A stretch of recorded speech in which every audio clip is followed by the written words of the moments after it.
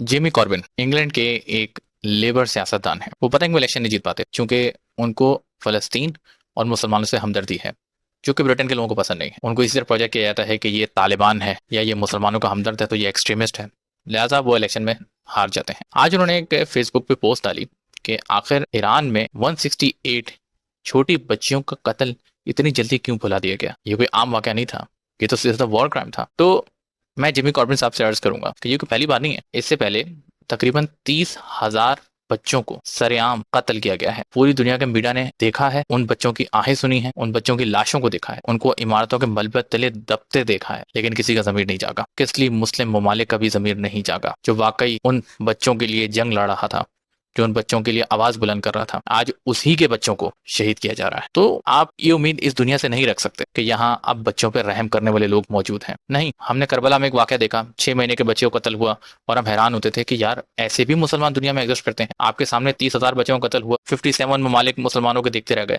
हाँ, ऐसे मुसलमान एग्जिस्ट करते हैं। आपके सामने ईरान के 238 बच्चों का कत्ल हुआ, किसी मुस्लिम ममालिक ने मजम्मत तक नहीं की। आप मुझे किसी एक मुस्लिम ममालिक का कोई ट्वीट या कोई एक पैसेज भी निकाल के दे दें कि किसी के सरबराह ने बोला हो कि कम से कम ये तो जुल्म ही था। नहीं, सब राजी थे। और बाज लोग ये शायद नहीं समझ पाए कि ये जो 238 बच्चियों का कत्ल किया गया है तो असल में ये था क्या।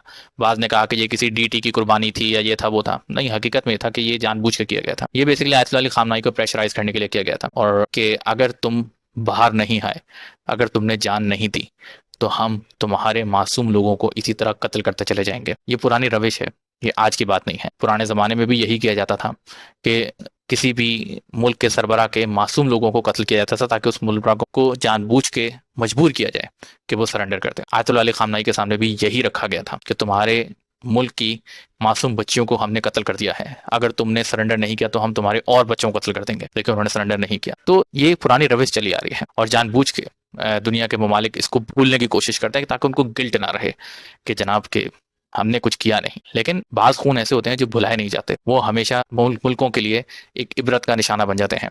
और यकीनन ये जो बच्चियां शहीद की गई हैं, ये ता क़यामत तक सोने नहीं देंगी, जीने नहीं देंगी, क्योंकि मासूम का खून खुदा के नजदीक रायगा नहीं जाता। अरब जब पुराने जमाने में छोटी बच्चियों को जिंदा दफना दिया करते थे तो अल्लाह ताला ने क़यामत का जब मंजर खींचा है तो उसमें यही बताया है, तो उसने बच्चियों से यही पूछा है कि आखिर तुम्हें किस जुर्म में मारा गया। सोचें, क़यामत का रोज होगा और यही बच्चियां होंगी और खुदा पूछा जाएगा कि तुम्हें किस जुर्म में मारा गया, और सामने मारने वाले खड़े होंगे।